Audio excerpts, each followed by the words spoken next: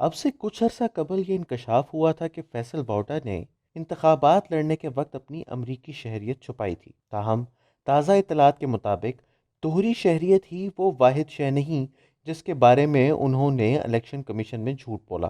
خبر یہ آئی ہے کہ وزیر پانی و بجلی کی تعلیمی اسناد بھی مشکوک ہیں۔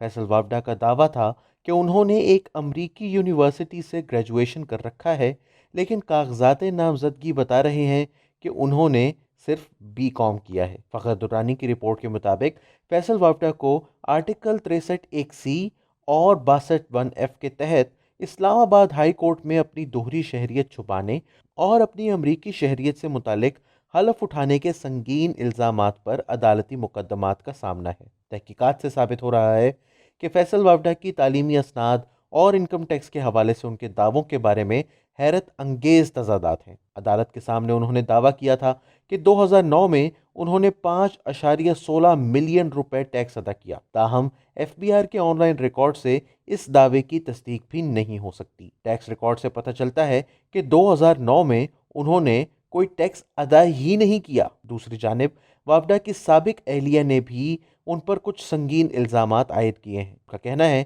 کہ انہوں نے واؤڈا سے کبھی شادی ہی نہیں کی اور وفاقی وزیر نے انہیں بدنام کرنے کے لیے جعلی نکاح نامہ تیار کروایا۔ اپنا دعویٰ ثابت کرنے کے لیے وفاقی وزیر نے اپنی مبینہ سابقہ اہلیہ کے ساتھ اپنی شادی کے دستاویزی ثبوت فیملی کورٹ کے سامنے پیش کیے تھے۔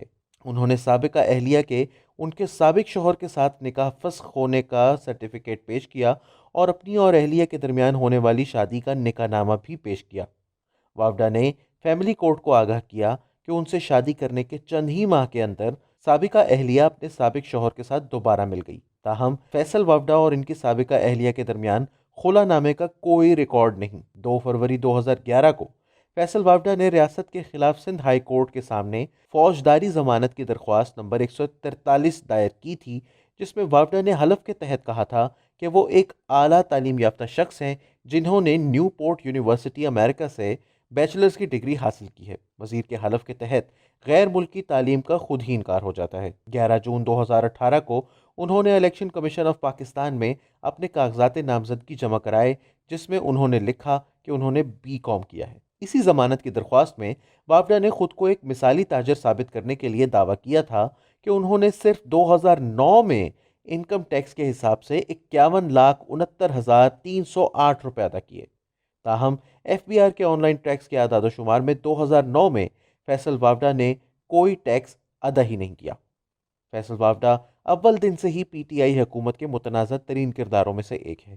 کبھی وہ دھماکے کے بعد کلیئرنس آپریشن کے دوران اپنی بندوق لے کر پہنچ جاتے ہیں، کبھی ٹی وی پروگرام کے دوران میز پر فوجی بوٹ رکھ دیتے ہیں، تو کبھی اپنے مخالفین کا قتل عام ملکی وسائل کے واحد حل کے طور پر پیش کرتے ہیں۔